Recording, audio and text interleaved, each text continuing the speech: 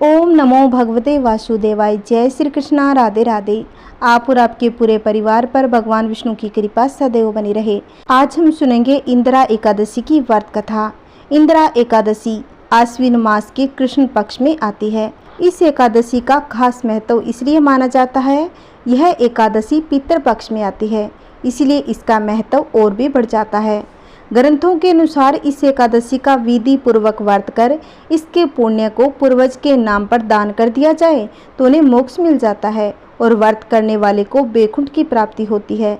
पद्म पुराण के अनुसार इस एकादशी का व्रत करने वाले व्यक्ति के 7 पीढ़ियों तक के पितर तर जाते हैं। इस एकादशी का व्रत करने वाला भी स्वयं मोक्ष प्राप्त करता है। पुराणों में कहा गया है कि जितना पुण्य कन्यादान, हजारों वर्षों की तपस्या और उससे अधिक पुण्य एकमात्र इंदिरा एकादशी व्रत करने से मिल जाता है। इस व्रत के रखने के साथ साथ इसकी कथा भी अवश्य सुननी चाहिए। आइए भक्तों, पूरी श्रद्धा प्रसन्नचित्त मन से आज की कथा सुनते हैं। भगवान श्री कृष्ण की भक्ति से भाव विह्वल होकर अर्जुन ने कहा, हे प्रभु, अब आप कृपा कर आश्विन मास के कृष्ण पक्ष की एकादशी की कथा को कहिए। इस एकादशी का नाम क्या है तथा इसका व्रत करने से कौन सा फल मिलता है, कृपा कर विधान पूर्वक कहिए। भगवान श्री कृष्ण ने कहा कि हे धनुर्धर, आश्विन मास के कृष्ण पक्ष की एकादशी का नाम इंदिरा है। इस एकादशी का व्रत करने से सभी पाप नष्ट हो जाते हैं, नरक में गए हुए पितरों का उद्धार हो जाता है। हे अर्जुन, इस एकादशी की कथा के सुनने मात्र से ही मनुष्य को अनंत फल की प्राप्ति होती है। मैं यह कथा सुनाता हूँ, तुम ध्यान पूर्वक श्रवण करो। सतयुग में महिष्मति नाम की नगरी में इंद्रसेन नाम का एक प्रतापी राजा राज्य करता था। वह पुत्र पौत्र धन धान्य आदि से पूर्ण था। उसके शत्रु सदैव उससे भयभीत रहते थे। एक दिन राजा अपनी राज्य सभा में सुखपूर्वक बैठा था कि महर्षि नारद वहां आ गए। नारद जी को देखकर राजा आसन से उठे, प्रणाम करके उन्हें आदर सहित आसन दिया। तब महर्षि नारद ने कहा, हे राजन, आपके राज्य में सब कुशल से तो है? मैं आपकी धर्मपरायणता देखकर अत्यंत प्रसन्न हूँ। राजा ने कहा, हे देवऋषि, आपकी कृपा से मेरे राज्य में सब कुशल पूर्वक है तथा आपकी कृपा से मेरे सभी यज्ञ कर्म आदि सफल हो गए हैं। हे महर्षि, अब आप कृपा कर यह बताइए कि आपका यहाँ आगमन किस प्रयोजन से हुआ है, मैं आपकी क्या सेवा करूं?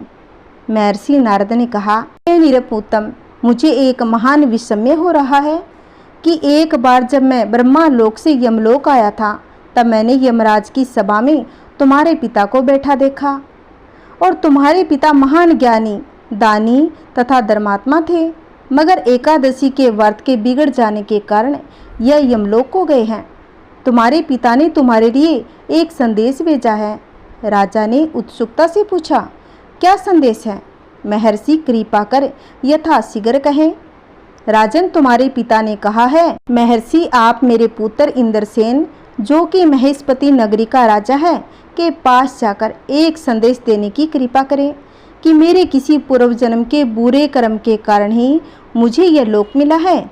यदि मेरा पुत्र आश्विन माह के कृष्ण पक्ष की इंदिरा एकादशी का व्रत करे और उस व्रत के फल को मुझे दे दे तो मेरी मुक्ति हो जाए, मैं भी इस लोक से छूटकर स्वर्ग लोक में वास करूं। इंद्रसेन को अपने पिता के यमलोक में पड़े होने की बात सुनकर महान दुख हुआ और उसने नारद जी से कहा, हे नारद जी, यह तो बड़े दुख का समाचार है कि मेरे पिता यमलोक में पड़े हैं। मैं उनकी मुक्ति का उपाय अवश्य करूँगा। आप मुझे इंदिरा एकादशी व्रत का विधान बताने की कृपा करें। नारद जी ने कहा, हे राजन, आश्विन माह के कृष्ण पक्ष की दशमी के दिन प्रातःकाल श्रद्धापूर्वक स्नान करना चाहिए। इसके उपरांत दोपहर को भी स्नान करना चाहिए। उस समय जल से निकलकर श्रद्धापूर्वक पितरों का श्राद्ध करें। उस दिन एक समय भोजन करें और रात्रि को पृथ्वी पर शयन करें। इसके दूसरे दिन अर्थात एकादशी के दिन नित्य कर्मों से निवृत्त होकर स्नान आदि के उपरांत भक्ति पूर्वक व्रत को धारण करें। इस प्रकार संकल्प करें, मैं आज निराहार रहूँगा और सभी भोगों का त्याग कर दूंगा। इसके उपरांत अगले दिन भोजन करूँगा। हे ईश्वर, आप मेरी रक्षा करने वाले हैं, आप मेरे उपवास को संपूर्ण कराइए। इस प्रकार आचरण करके दोपहर को शालिग्राम जी की प्रतिमा को स्थापित करें और ब्राह्मण को बुलाकर भोजन कराएं तथा दक्षिणा दें। भोजन का कुछ हिस्सा गाय को अवश्य दें और भगवान विष्णु का धूप नैवेद्य आदि से पूजन करें तथा रात्रि को जागरण करें। तदुपरांत द्वादशी के दिन मौन रहकर बंधु बांधवों सहित भोजन करें। हे राजन, यह इंदिरा एकादशी के व्रत की विधि है। यदि तुम आलस्य त्याग कर इस एकादशी के व्रत को करोगे तो तुम्हारे पिता अवश्य ही स्वर्ग के अधिकारी बन जाएंगे। नारद जी राजा को सब विधान समझाकर आलोप हो गए। राजा ने इंदिरा एकादशी के आने पर उसका विधि पूर्वक व्रत किया। बंधु बांधुओं सहित इस व्रत के करने से आकाश से पुष्पों की बारिश हुई। राजा के पिता यमलोक से रथ पर चढ़कर स्वर्ग को चले गए। इस एकादशी के प्रभाव से राजा इंद्रसेन भी इस लोक में सुख भोगकर अंत में स्वर्ग लोक को गए। भगवान श्री कृष्ण ने कहा, हे सखा, यह मैंने तुम्हारे सामने इंदिरा एकादशी के महात्म्य का वर्णन किया है। इस कथा के पढ़ने व सुनने मात्र से सभी पापों का शमन हो जाता है और अंत में मनुष्य स्वर्ग लोक का अधिकारी बनता है। मनुष्य जो भी प्रण करे उसे चाहिए वह उसको तन मन धन से पूरा करे।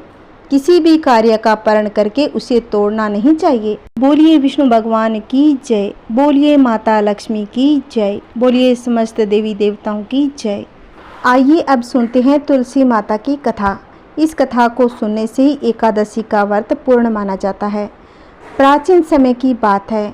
एक परिवार में एक ननद और भाभी साथ साथ रहती थी। ननद का विवाह अभी नहीं हुआ था। वह तुलसी जी के पौधे की बहुत ही सेवा करती, नियम से तुलसी को सींचती, दीपक जलाती, लेकिन उसकी भाभी को यह सारी बातें बिल्कुल भी पसंद नहीं थी। जब कभी उसकी भाभी को बहुत ज़्यादा गुस्सा आता तब वह अपनी ननद को ताना देते हुए कहने लगती, जब तुम्हारा विवाह होगा तो मैं इस तुलसी को ही बारातियों को खाने को दूंगी, तुम्हारे दहेज में तुलसी ही दूंगी। तुम जब देखो तुलसी की सेवा में लगी रहती हो। कुछ समय बीत जाने पर ननद का विवाह तय हो गया।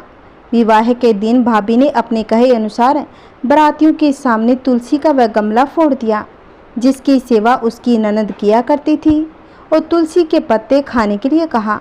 तुलसी जी की कृपा से वह गमला कई प्रकार के स्वादिष्ट पकवानों में बदल गया। भाभी ने गहनों के नाम पर तुलसी की मंजरी से बने हुए गहने अपनी ननद को पहना दिए। देखते ही देखते तुलसी जी की मंजरी से बने हुए गहने सुंदर सोने जवाहरात में बदल गए। भाभी ने क्रोध में आकर वस्त्रों के स्थान पर तुलसी का जनेऊ रख दिया। वह भी सुंदर रेशमी वस्त्रों में बदल गए। जब ननद अपनी ससुराल में पहुंची तो ससुराल में तो उसके दहेज की बहुत ही प्रशंसा होने लगी। यह बात भाभी के कानों तक भी पहुंची तो उसे बहुत ही आश्चर्य हुआ। उसने सोचा कि उसने तो ननद के गहने और जेवर तक तुलसी जी के रखे थे और तुलसी जी की मंजरी रखी थी। यही सब जानकर भाभी को तो बहुत ही आश्चर्य होने लगा। अब उसे तुलसी की पूजा का महत्व समझ में आ गया था। उस भाभी की एक बेटी थी। तब वह अपनी बेटी से कहने लगी कि बेटी, तुम भी तुलसी की सेवा किया करो, तुम्हें भी तुम्हारी बुआ की तरह फल मिलेगा। अब वह जबरदस्ती अपनी बेटी से तुलसी की सेवा कराने को कहती, लेकिन बेटी का मन तो तुलसी की सेवा में लगता ही नहीं था। धीरे धीरे समय व्यतीत होने लगा। भाभी की लड़की बड़ी हो गई। अब उसके विवाह का समय आ गया।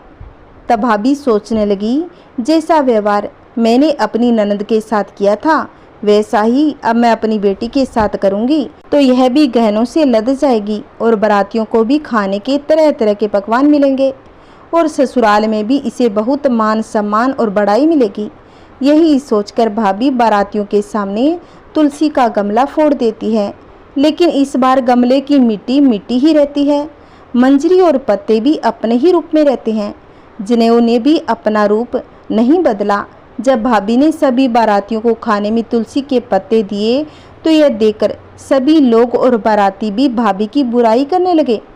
भाभी ने लालच में आकर अपनी बेटी के दहेज में भी तुलसी के पत्ते, मंजरी आदि रख दिए थे। जब बेटी अपने ससुराल पहुंची तो वहां भी उसकी बुराई होने लगी। भाभी गुस्से के मारे कभी भी अपनी ननद को नहीं बुलाती थी। एक दिन भाई ने सोचा कि मेरी पत्नी तो मेरी बहन को बुलाती नहीं, क्यों ना मैं अपनी बहन से मिलकर आऊं। यही सोचकर उसने अपनी पत्नी से कहा और कुछ उपहार अपनी बहन के लिए ले जाने की बात कही।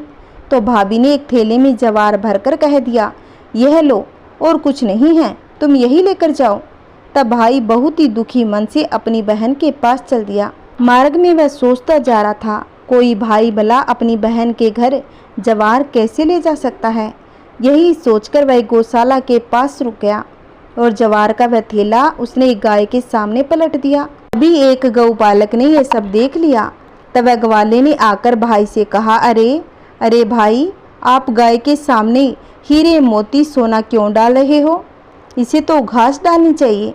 तब भाई ने मुड़कर देखा तो वह आश्चर्यचकित रह गया। फिर भाई ने ग्वाले को सारी बात बता दी और धन लेकर खुशी खुशी अपनी बहन के घर चल दिया। दोनों भाई बहन एक दूसरे को देखकर बहुत ही प्रसन्न हो गए।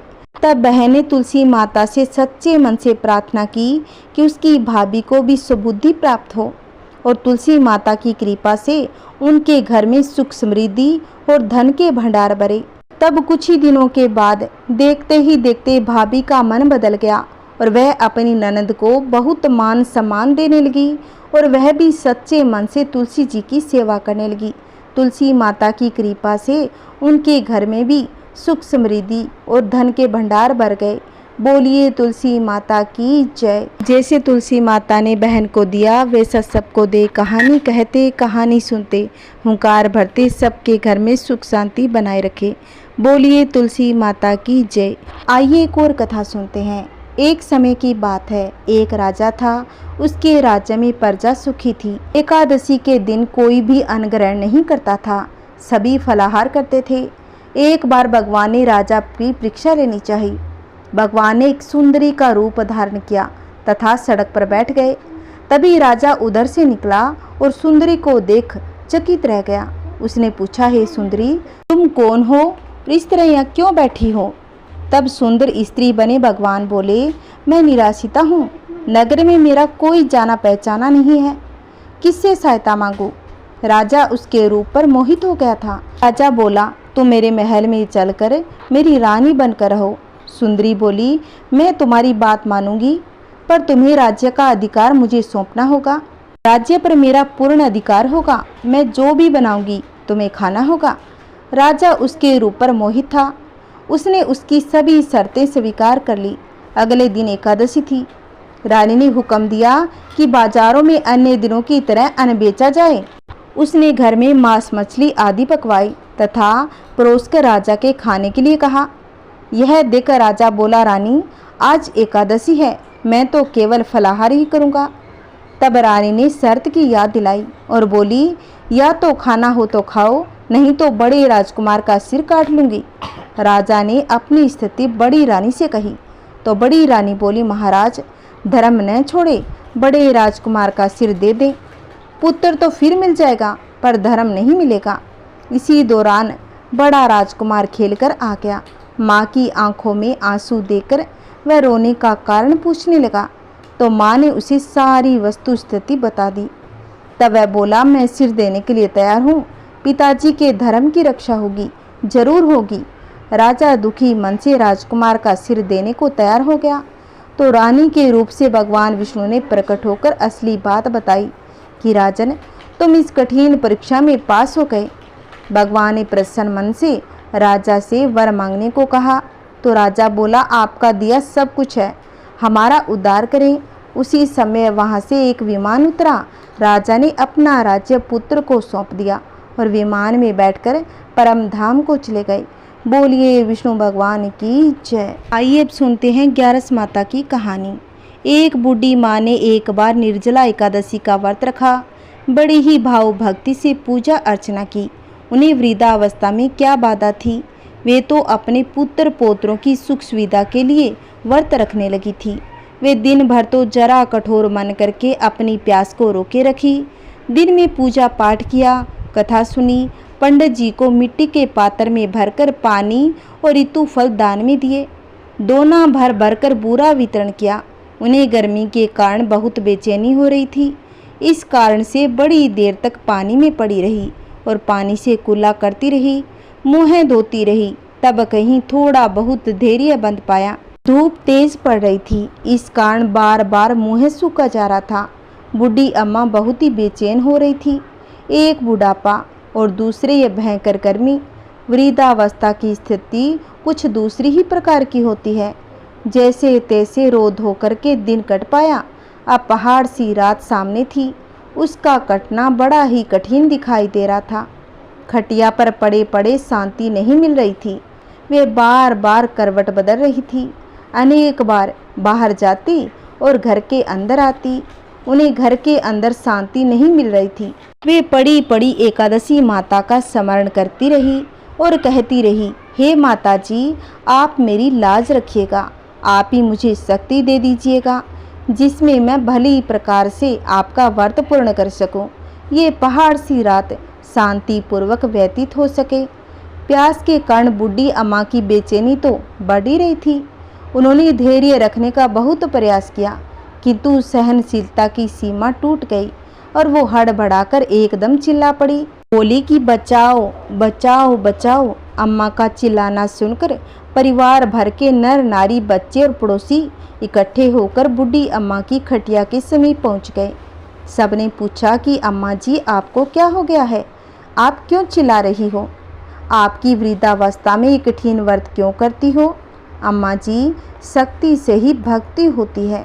थोड़ी ही देर में वे फिर से बोली, अरे हमारे तो प्राण ही निकले जा रहे हैं, मेरी छाती पर ठंडे पानी का पात्र रख दीजिए। नातियों ने दादी की छाती पर ठंडे पानी का पात्र रख दिया। तब कहीं उन्हें थोड़ा बहुत आराम मिला। थोड़ी देर के लिए उन्होंने अपनी आंखें बंद कर ली। एकादशी माता ने सोचा, ये बूढ़ी अम्मा है तो बहुत कठोर, जरा जाकर उसकी परीक्षा लेनी ही चाहिए। वे आधी रात को मुर्गा बनकर टेर लगाने लगी। मुर्गा की आवाज़ सुनकर दादी जल्दी से उठी और बाहर जाकर आसमान की ओर देखा, किंतु आसमान में कहीं उन्हें प्रातःकालीन तारा दिखाई नहीं दिया और वे सोचने लगी, ये मुर्गा क्यों और कैसे बोल गया है? उन्हें प्यास तो बढ़ ही रही थी। थोड़ा बहुत उनका मन भी विचलित होने लगा था, किंतु अंत में उन्होंने दृढ़ निश्चय किया कि मैं व्रत को पूर्ण करके ही छोड़ूंगी, चाहे भले ही मेरे प्राण क्यों न चला जाए। यही सोचकर फिर से खटिया पर शिथिल होकर लेट गई। थोड़ी देर में एकादशी माता ने उनकी फिर से परीक्षा लेनी चाहिए। एक छोटी सी बालिका एक गिलास में शरबत लेकर उनके सिराने आकर खड़ी हो गई और जोर से बोली, दादी जी, सुबह हो गई है, आप हाथ मुँह धोकर शरबत पी लीजिएगा। पहले तो शरबत का गिलास देखकर उनका मन ललचाने लगा, किंतु अचानक व्रत का स्मरण हो आया। उन्होंने सोचा कि मैं किसी भी प्रकार से अभी शरबत नहीं पी सकती हूँ। वे शांतिपूर्वक अपनी खटिया पर लेट गई। फिर थोड़ी ही देर में उन्हें ऐसा लगा कि किसी ने उन्हें पानी के कुएं में पटक दिया हो। वे बड़ी देर तक उस कुएं में हाथ पांव चलाती रही, किंतु उन्होंने अपने मुंह में पानी की एक बूंद भी नहीं जाने दी और वे दृढ़तापूर्वक अपना व्रत पालती रही। थोड़ी देर में न जाने कहां से सामने आग जलने लगी, जिससे भारी गर्मी बढ़ने लगी। प्यास के कारण प्राण निकलने लगे, किंतु बूढ़ी अम्मा का कुछ भी नहीं बिगाड़ पाया। वे जहाँ की तहाँ मुस्कुराती हुई सी बैठी रही। थोड़ी देर में बाहर प्रकाश दिखाई देने लगा। ऐसा लगा कि मानो सुबह हो गई हो। बूढ़ी अम्मा ने जब बाहर निकल कर देखा तो समझ गई अभी सुबह होने में 3-4 घंटे की देरी है। यही जानकर वे शांतिपूर्वक इधर उधर घूमने फिरने लगी। एकादशी माता ये बात अच्छी तरह से समझ गई, ये बूढ़ी अम्मा किसी भी प्रकार से अपने व्रत से नहीं टल सकती है। वे उनके सत्य व्रत को अच्छी तरह से समझ गई। सुबह होते ही बूढ़ी अम्मा ने स्नान किया, भगवान का पूजा पाठ किया, एकादशी माता की कथा सुनी, ब्राह्मणों को दक्षिणा देकर भोजन कराया। तब कहीं उन्होंने जल ग्रहण किया। कन्याओं को भोजन कराने के बाद अम्मा ने भोजन किया। उस श्रेष्ठ व्रत के प्रताप से बूढ़ी अम्मा की आयु में वृद्धि हो गई। उनका घर परिवार हरा भरा हो गया। घर में अब उनके कोई भी अभाव नहीं रहा। नाती नातिनों से उनका घर भर गया और वे उसी दिन से 12 महीनों की एकादशी का व्रत करने लगी। एकादशी माता के व्रत के प्रभाव से इस संसार में हर प्रकार से सुख बोकर अंत में बैकुंठ धाम को चली गई। ऐसा है तुरंत फल देने वाला एकादशी माता का व्रत। जो भी भक्त सच्चे श्रद्धा भाव से इस व्रत को करता है और कथा कहानी सुनता है, भगवान उनके घर में हमेशा सुख शांति बनाए रखते हैं। जैसा भगवान ने बुढ़िया को दिया वैसा सबको दे। कहानी कहते कहानी सुनते हुंकार भरते सबके घर में सुख शांति बनाए रखे। बोलिए एकादशी माता की जय। बोलिए समस्त देवी देवताओं की जय। आइए भक्तों, अब हम सुनेंगे आरती। ओम जय एकादशी माता मैया, जय एकादशी माता। विष्णु पूजा व्रत को धारण करे, विष्णु पूजा व्रत को धारण करे, शक्ति मुक्ति पाता। ओम जय एकादशी माता, ओम जय एकादशी माता। तेरे नाम गिनाऊं देवी, भक्ति प्रदान करनी, गण गौरव की देनी, गण गौरव की देनी, माता शास्त्रों में वर्णी। ओम जय एकादशी माता मैया, जय एकादशी माता। मार्गशीर्ष के कृष्ण पक्ष की उत्पन्न विश्वतारिणी जननी, शुक्ल पक्ष में हुई मोक्षदा, शुक्ल पक्ष में हुई मोक्षदा, मुक्तिदाता बने आई। ओम जय एकादशी माता मैया, जय एकादशी माता। पोष के कृष्ण पक्ष की सफला नामक है, शुक्ल पक्ष में हुए पुत्रदा, शुक्ल पक्ष में हुए पुत्रदा, आनंद अधिक रहे। ओम जय एकादशी माता मैया, जय एकादशी माता। नाम सतिला माघ मास में कृष्ण पक्ष आवे, शुक्ल पक्ष में जया कहावे, शुक्ल पक्ष में जया कहावे, विजय सदा पावे। ओम जय एकादशी माता मैया, जय एकादशी माता। विजया फाल्गुन कृष्ण पक्ष में शुक्ला आमल की, पाप मोचनी कृष्ण पक्ष में, पाप मोचनी कृष्ण पक्ष में, चेतर महाबली की। ओम जय एकादशी माता मैया, जय एकादशी माता।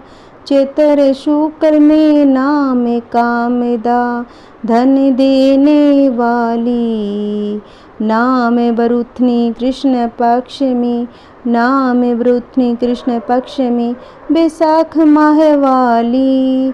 ओम जय एकादशी माता मैया, जय एकादशी माता। शुक्ल पक्ष में होए मोहिनी, अपरा ज्येष्ठ कृष्ण पक्ष की, नाम नीरजला सब सुख करनी, नाम नीरजला सब सुख करनी, शुक्ल पक्ष रखी। ओम जय एकादशी माता मैया, जय एकादशी माता। योगिनी नाम आषाढ़ में जानो, कृष्ण पक्ष करनी, देवशयनी नाम कहायो, देवशयनी नाम कहायो, शुक्ल पक्ष धरनी। ओम जय एकादशी माता। कामिका श्रावण मास में आवे, कृष्ण पक्ष कहिए, श्रावण शुक्ला होए पवित्रा, श्रावण शुक्ला होए पवित्रा, आनंद से रहिए। ओम जय एकादशी माता मैया, जय एकादशी माता। आजा भाद्रपद कृष्ण पक्ष की परिवर्तनी शुक्ला, इंदिरा आश्विन कृष्ण पक्ष में, इंदिरा आश्विन कृष्ण पक्ष में, व्रत से भवसागर निकला। ओम जय एकादशी माता मैया, जय एकादशी माता। पापाकुशल शुक्ल पक्ष में पाप हरनहारी। रमा मास कार्तिक में आवे, रमा मास कार्तिक में आवे, सुखदायक भारी। ओम जय एकादशी माता, मैया जय एकादशी माता। देव उठानी शुक्ल पक्ष की, देव उठानी शुक्ल पक्ष की, दुख नाशक मैया। पावन मास में करु विनती, पावन मास में करु विनती, पार करो नैया। ओम जय एकादशी माता, मैया जय एकादशी माता। परमा कृष्ण पक्ष में होती, जन मंगल करनी। शुक्ल मास में होए पद्मिनी, शुक्ल मास में होए पद्मिनी, दुख दारिद्र हरनी। ओम जय एकादशी माता, मैया जय एकादशी माता। जो कोई आरती एकादशी की भक्ति सहित गावे, जन गुर दीता स्वर्ग का वासा निश्चय वह पावे। ओम जय एकादशी माता, मैया जय एकादशी माता। आइए भक्तों, भगवान विष्णु की और माता लक्ष्मी का ध्यान करते हुए अब हम सुनेंगे तुलसी माता की आरती। तुलसी महारानी नमो नमो, हरि की पटरानी नमो नमो। तुलसी महारानी नमो नमो, हरि की पटरानी नमो नमो। धन तुलसी पूर्ण तप कीनो, शालिग्राम बनी पटरानी नमो नमो, हरि की पटरानी नमो नमो। तुलसी महारानी नमो नमो, हरि की पटरानी नमो नमो। जाके पत्तर मंजरी कोमल, श्रीपति कमल चरण लपटानी नमो नमो, हरि की पटरानी नमो नमो। तुलसी महारानी नमो नमो, हरि की पटरानी नमो नमो। धूप दीप नैवेद्य आरती, पुष्पन की वर्षा बरसानी नमो नमो, हरि की पटरानी नमो नमो। तुलसी महारानी नमो नमो। 56 भोग 36 व्यंजन, बिन तुलसी हरि एक न मानी नमो नमो, हरि की पटरानी नमो नमो। तुलसी महारानी नमो नमो, हरि की पटरानी नमो नमो। सभी सखी मैया तेरो यश गावे, भक्ति दान दीजिए महारानी नमो नमो। तुलसी महारानी नमो नमो, हरि की पटरानी नमो नमो। तुलसी महारानी नमो नमो, हरि की पटरानी नमो नमो। बोलिए तुलसी माता की जय, बोलिए विष्णु भगवान की जय, बोलिए माता पार्वती की जय। अगर आपको मेरी यह कथा अच्छी लगी है तो प्लीज़ इस वीडियो को ज़्यादा से ज़्यादा शेयर करें, लाइक करें और कमेंट में बताएं कि मेरी कथा आपको कैसी लगी। और कमेंट में विष्णु भगवान की जय अवश्य लिखना। अगर आपने अभी तक मेरे चैनल को सब्सक्राइब नहीं कर रखा है तो प्लीज़ इस चैनल को सब्सक्राइब कर लो, जिससे आपको आने वाली वीडियो की नोटिफिकेशन मिलती रहेगी। जय श्री कृष्णा, राधे राधे, ओम नमः शिवाय। हरे कृष्ण कृष्ण कृष्ण हरे हरे।